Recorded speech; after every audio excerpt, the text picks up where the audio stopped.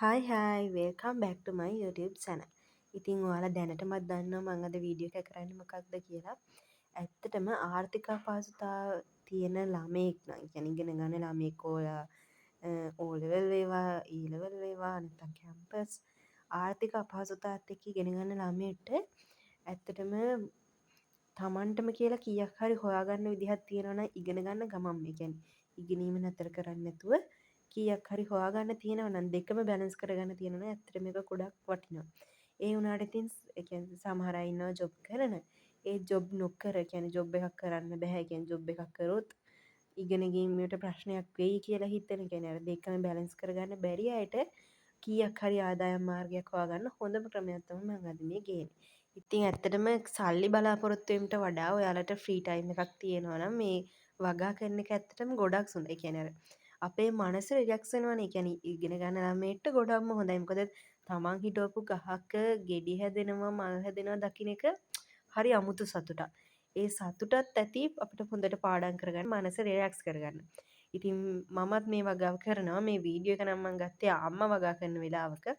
මොකද මං මේ පැල හිටෝන් ටික මට ඇත්තට වීඩියෝ කරගන්න බැරි වුණා. ඉතින් අපි අද මේ කරන්න යන්නේ මිරිස් වගාව. මුලින්ම පස් වතු පිට පස් වලට කොම්පෝස්ට් ටිකක් කලවම් කරගෙන අපි මේ භාජන වලට දාගන්න. ඒ කියන්නේ ඔයාලට කියන්නේ පැකට් තියෙනවා නම් ඒ කියන්නේ මිරිස් පැල එළවලු පැල හිටවන මේ මලුව වගා මලු තියෙන්නේ. ඒ හිටවන ඒව ගන්න පුළුවන් නම් ඒව ගන්න. ඒත් බෑ කියන්නේ ඒකටත් යම්කිසි මුදලක් ඕනේ. සාමාන්‍යයෙන් පැකට් එකක් ගන්න කියන්නේ එක පැකට් එක රුපියල් 6ක් 7ක් 8ක් 10ක් විතර වෙනවා. ඒ ගන්නත් කමක් නැත්නම් අපිට පුළුවන් මේ තියෙන්නේ භාවිතයෙන් ඉවතලා යන ප්ලාස්ටික් බෝත. මේකක උනත් සාමාන්‍ය මිරිස් ගහක් හිටව ගන්න අපිට පුළුවන්. නිසා මමත් මේ ඉතින් අපි තවාණින් ගත්ත පැල ටිකක් මේ වගේ බෝතල් වල හිටවනවා. තමයි මේ වීඩියෝ එක තියෙන්නේ. ඉතින් ඔයාලටත් හරිම ලේසි මේ වගේ කියන්නේ මිරිස් කියන්නේ තවාන් වලින් පැල ගන්න ඕනේ නැහැ. ඉදිච්ච මිරිස් කරලක් හොයාගත්තාම ඔයාලට පුළුවන් එක තවන්නත් දාලා හදාගන්න. ඉතින් හරිම ලේසි ක්‍රමයක්. ඒ කියන්නේ චූටි වෙලාවක් නේ යන්නේ. පොඩ්ඩක් වස් ටික මිශ්‍ර කරගෙන මේ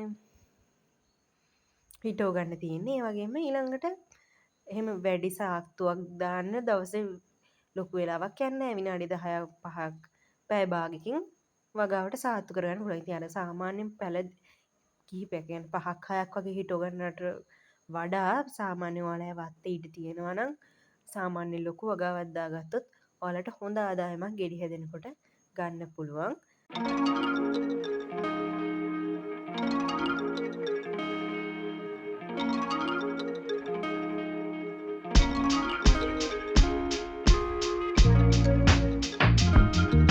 ඉතින් මේ තියෙන්නේ අර හිටවපු ගමම නිසා අපිට වැඩි ලොකු අවුවකින් තියන්න බෑ. ටිකක් මුල අල්ලනකන් තියන්න ඕනේ. ඒක නිසා පොඩ හෙවණකින් අපි පැල ටික තියාගත්තා. මේ තියෙන්නේ අපි අද හිටවපු පැල ටික.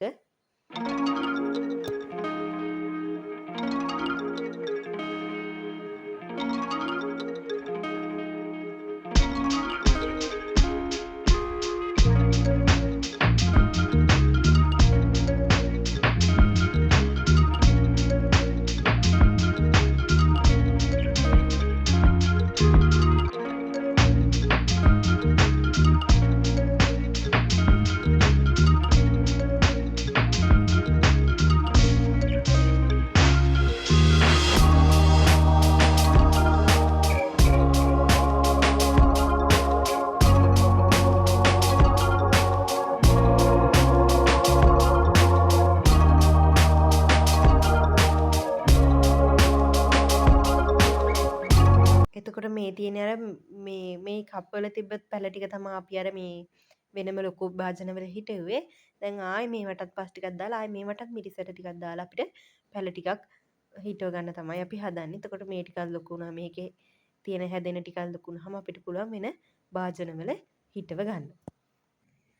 ඉතින් වාණිජ වශයෙන් කරනවා නම් ඔයාලට පොහොර භාවිතා කරන්න පුළුවන්. ඒ කියන්නේ මහා පරිමාණයෙන් කියන්නේ සාමාන්‍යයෙන් ගොඩක් අපිට පළදාරයි කියන්නේ ඕනෙනේ විකුණ ගන්න. ඒක නිසා ඒ කියන්නේ රසායනික පොහොර භාවිතා කරන්නත් පුළුවන්. මම මේ වගාව නම් කරේ රසායනික පොහොර භාවිතා කරේ නැහැ. කාබනික පොහොර කොළ රොඩුව නම් විරාපත් වෙන ද්‍රව්‍ය දාලා තමයි මේ වගාව කරේ. ඉතින් ඔයාලට පුළුවන් පළදාවට අමතරව ඔයාලට පුළුවන් මේ වේලිච්ච මිරිස් කරල් මේ වලින් තව තවත් දාලා පැළ විකුණන්නත් පුළුවන්. ඒකත් එක ව්‍යාපාරික අවස්ථාවක්. ඉතින් ඉගෙන ගන්න ගමන් ඔයාලට ලේසියෙන්ම කරන්න පුළුවන් බිස්නස් එකක්. ඉතින් මං හිතනවා ඔයාලා මේ වීඩියෝ එකෙන් යම්කිසි දැනුමක් ප්‍රයෝජනයක් ලබා ගන්න ඇති කියලා. ඉතින් මේ වීඩියෝ එක හොඳයි නම් ලයික් කරන්න, කමෙන්ට් කරන්න, ඒ වගේම ඔයාලගේ යාළුවන්ට ෂෙයා කරන්න. ඒ වගේම අපේ channel එක subscribe කරන්න කියලාත් ආදරයෙන් මතක් කරනවා.